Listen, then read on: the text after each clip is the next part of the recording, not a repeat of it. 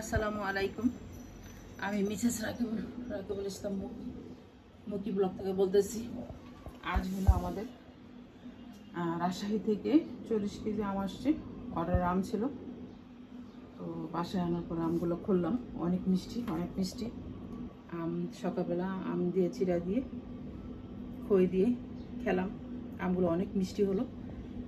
এই যে 40 কেজি আম। এমনি আমার ঈদের আগে, কুরবানি ঈদের 2 দিন আগে আমার 35 কেজি আম আনা ছিল। তো ওগুলো দুদিন খেয়েছি, এখনও কিছু আমারও আছে। তো এটা অর্ডারের ছিল, তো এই আম চলে আসছে। তো ভাবতেছি এই আমগুলো, এতগুলো আম এবার এত আম খেতে পারবো না। এগুলা কিছু বায়ের বাসা, কিছু ননাসের বাসা আম। তারপরে এই যে দুধ আসছে, দুধু ফার্মের দুধ। ওখান থেকে আমাদের জন্য প্রতিদিন আনা যায় না, আমরা একসাথে নিয়ে আসি, অনেকগুলো বরফ করে নিয়ে আসি।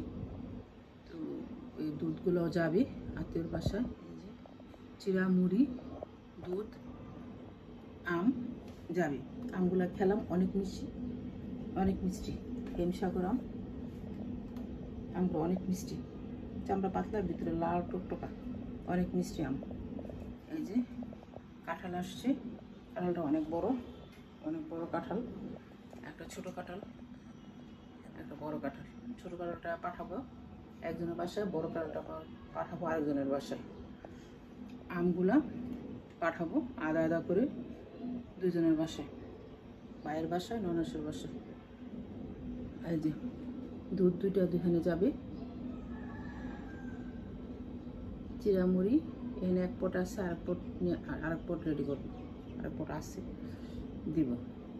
এই যে আম, চিড়া, মুড়ি, দুধ, কাঁঠাল একসাথে।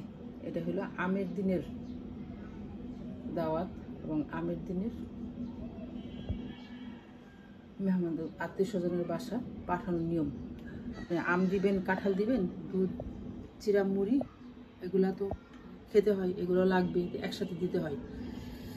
তা আমের সাথে দুধ দিবি, দুধ যাবে, চিড়া যাবে, মুড়ি যাবে, কাঁঠাল যাবে। এই হলো কাঁঠাল।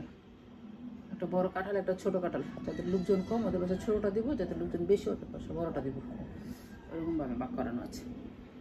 আম এখানে 40 কেজি আম আমরা এখন খেলাম। আমগুলো প্রচুর মিষ্টি, ভিতরে অনেক লাল টকটকা, চামড়াগুলো পাতলা, খুবই মিষ্টি। আমগুলো ভালো হয়েছে, আমাদের আমগুলো ভালো হয়েছে। অনেকে রাজশাহী থেকে আম আনার পরে আম টক করে, কিন্তু আমরা দেখলাম যে আমাদের আমগুলো আল্লাহর রহমতে ভালো হয়েছে।